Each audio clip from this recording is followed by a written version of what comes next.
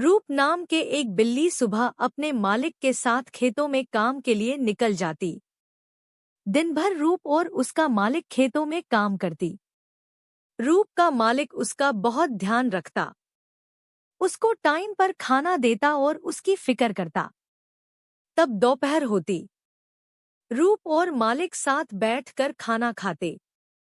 जैसे शाम होने को होती, रूप और उसका मालिक अपने घर साइकिल से लौट जाते।